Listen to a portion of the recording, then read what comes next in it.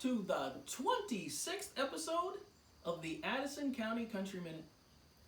I'm your host, Well Den Opinionated, and as always, a continued celebration of Don Harron. This week we are bringing you a 5th installment of the Outhouse Chronicles, a poem entitled Ode to Farmers by Kathleen Johnson. Give a listen. There's a place saved in heaven for farmers, for we work our hearts out down here. We love what the land has to offer and hold its beauty and bounty so dear. We see the roses differently. We smell them differently too. We're not better than anyone else. We just love what we love to do. We know the wrath of the weather. Adversity can keep a crop from our bin. We struggle and work often, only to fail. But we're thankful. We can try again. We fight when things don't go our way. It's not in our nature to quit.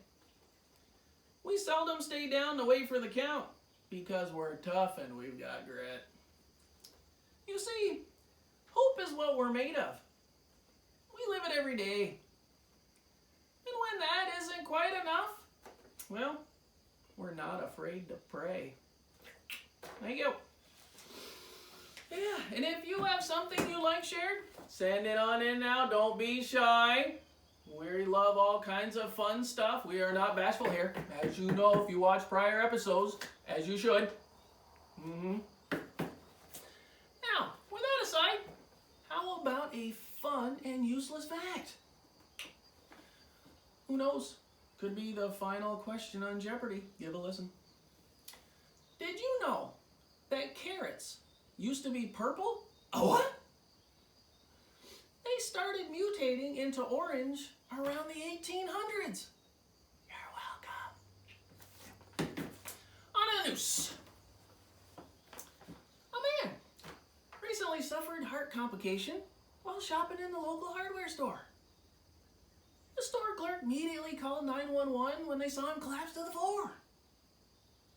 The paramedics rushed the man to the hospital up there in Colchester, where he had emergency heart bypass surgery.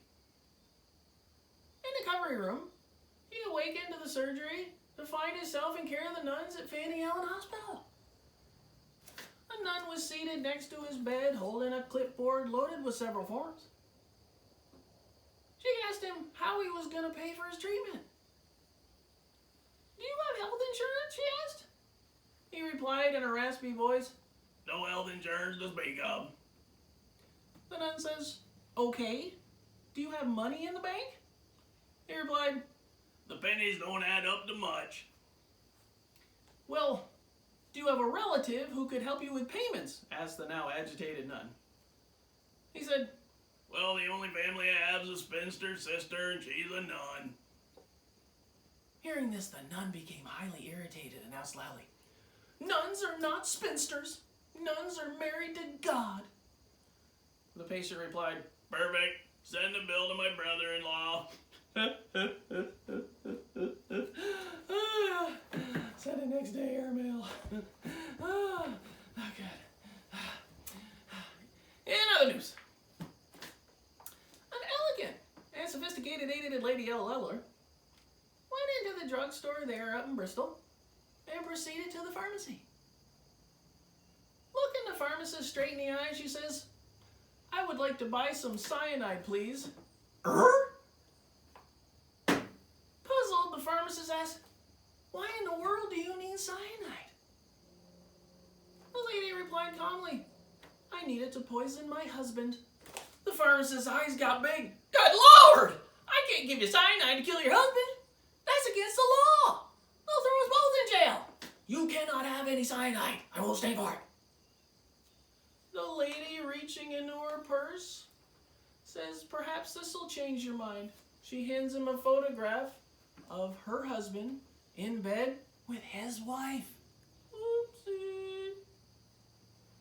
The pharmacist looked at the photo and said, Well, now that's different. You didn't tell me you have a prescription. Something about that that's really wrong. Oh, boy. Anyway, tune in next week for another fast-paced, exciting, informative episode.